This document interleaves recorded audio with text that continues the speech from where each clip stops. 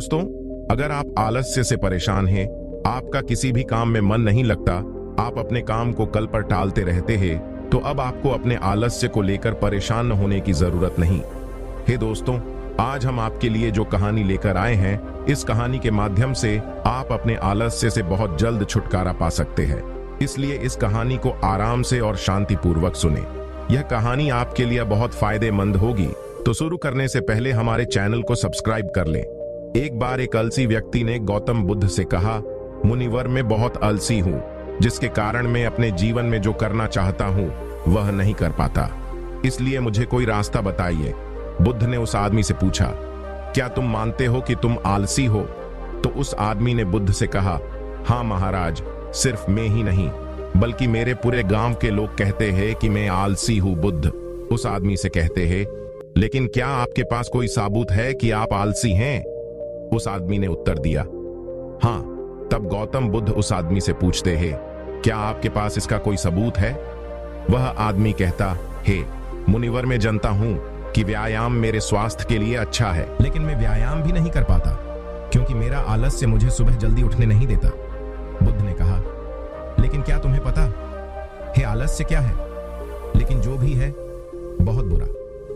हे बुद्ध ने कहा, सबसे पहले तुम्हें यह समझ लेना चाहिए कि जो भी चीज प्राकृतिक रूप से उसका कुछ न कुछ उपयोग होता है, वह बुरा नहीं होता है या अच्छा। आलस्य एक भावना है, यह एक विचार है जो हम अनजाने में खुद से पैदा करते हैं। आदमी ने पूछा, लेकिन यह कैसे? तो बुद्ध ने कहा कि आलस्य पैदा होता है, इसके दो कारण है, पहला शारीरिक और दूसरा मानसिक। जब हम अपने शरीर को जो भी भोजन को देते हैं, शरीर जिसके अंदर जीवन शक्ति नहीं होती, हमारे शरीर में आलस्य पैदा हो जाता है, क्योंकि यह शरीर ऊर्जा से चलता है और जैसा हम इसे देते हैं, यह वैसा ही विचार करता है, यह वैसा ही व्यवहार करता है।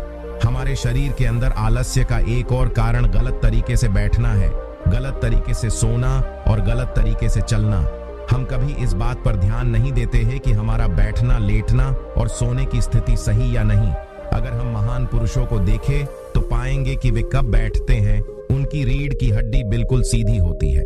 जब वे सोते हैं तो उनके शरीर के किसी भी हिस्से पर कोई दबाव नहीं पड़ रहा है, और जब वे चलते हैं तो उनके शरीर के किसी भी हिस्से पर कोई दबाव नहीं पड़ रहा है। उनके दो कदमों के बीच एक लय होती है शारीरिक स्तर पर। आलस्य का तीसरा कारण सुबह जल्दी न उठ पाना है। यह सुनकर आदमी कहता है, हाँ मुनिवर, मैं सुबह जल्दी नहीं उठ पाता। यह सुनकर बुद्ध मुस्कुरा देते हैं और कहते हैं कि आप सुबह जल्दी उठ सकते हैं। जब आप रात को सोने का सही समय निर्धारित करते हैं तो हर आदमी अनुशासन हमारे जीवन में संतुलन लाता है। ज्यादातर लोग अनुशासन को बुरा मानते हैं क्योंकि उन्हें अनुशासन का एहसास होता है, उन्हें बांधता है, जबकि सच तो यह है कि अनुशासन हमें बांधता नहीं है बल्कि मुक्त करता है। तब आदमी बुद्ध से पूछता है, लेकिन हमें इसकी शुरुआत कहां से करनी चाहिए, जैसे ठीक से खाना, बैठना या लेटना, सुबह जल्दी उठना आदि। बुद्ध कहते हैं कि आप इस समय जो भी कर रहे हैं उसे अभी से शुरू करें। पहले आप मन के स्तर पर आलस्य को समझो, अन्यथा अधिकांश स्थितियों में मन ही है जो शरीर के कारण आलस्य पैदा करता है, क्योंकि मानसिक आलस्य का पहला कारण हमारी पुरानी गलत धारणाएं हैं।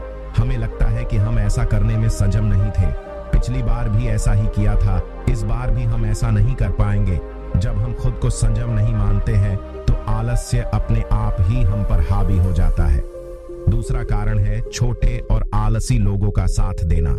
कभी कभी ऐसा होता है कि आलस्य हमारे अंदर नहीं होता है, लेकिन दूसरों लोगों की वजह से हमारे अंदर आ जाता है, क्योंकि हम आलसी लोगों की संगत करते हैं। हाँ मुनिवर, यह बिल्कुल सत्य है, मैंने भी यह अनुभव किया है। तब बुद्ध ने कहा, तीसरा कारण मन की स्पष्टता का अभाव है।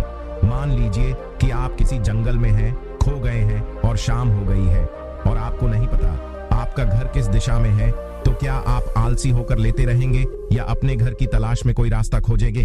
उस आदमी ने कहा कि मैं बाहर जाऊंगा घर की तलाश में। तभी उसने कहा, अगर आप बहुत कोशिश करने के बाद भी तुम्हें घर का रास्ता न मिले तो तुम क्या करोगे? उस आदमी ने कहा, मैं अभी भी ऐसे ढूंढता रहूंगा क्योंकि मेरे पास कोई दूसरा विकल्प नहीं होगा। अगर किसी के पास एक ही विकल्प है तो उसका दिमाग बिल्कुल खाली होगा। यदि आप व्यायाम नहीं कर पा रहे हैं तो इसका कारण आपके मन में स्पष्टता की कमी है। जिसका आपको भविष्य में सामना करना पड़ेगा। उन रोगों से होने वाली बीमारियां दिखाई नहीं देती। आप उन बीमारियों से होने वाले दर्द को महसूस नहीं कर सकते। आगे गौतम बुद्ध ने कहा कि आलस्य का चौथा कारण यह है कि कोई भी काम करने में मन नहीं लगता। मान लीजिए नहीं जा रहे हैं और काफी दूर चलने के बाद आप थक जाते हैं और चलने का मन नहीं करता। ऐसा तब हो रहा जब आप किसी शेर को अपने पीछे भागते हुए देखते हैं। तो क्या ऐसी स्थिति में भी आप अपने आलस्य के कारण वहीं रुकेंगे? नहीं नहीं। तो समझ लीजिए कि आलस्य आपको वह काम करने से रोकता है जिसे करने का कोई बड़ा कारण नहीं है। तब उस आदमी ने बुद्धा से कहा, धन्यवाद मुनिवर, अब मुझे आलस्य का पूरा खेल समझ आ गया है। भगवान गौतम बुद्ध उस आलसी आदमी से कहते हैं, मेरी एक बात हमेशा याद रखना, जहां स्पष्ट हो या कोई काम करने का कोई बड़ा कारण हो, वहां कभी आलस्य नहीं हो सकता। दोस्तों, आलस्य मनुष्य का सबसे बड़ा शत्रु है, क्योंकि आलस्य जीवन में कभी भी प्रगति नहीं कर सकता।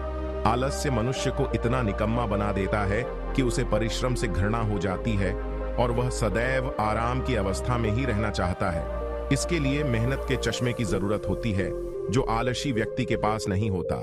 आलसी व्यक्ति को आलस दिन ब दिन अपनी चपेट में लेता जाता है, जिसके परिणाम स्वरूप वह दिन ब दिन मेहनत से भागने लगता है।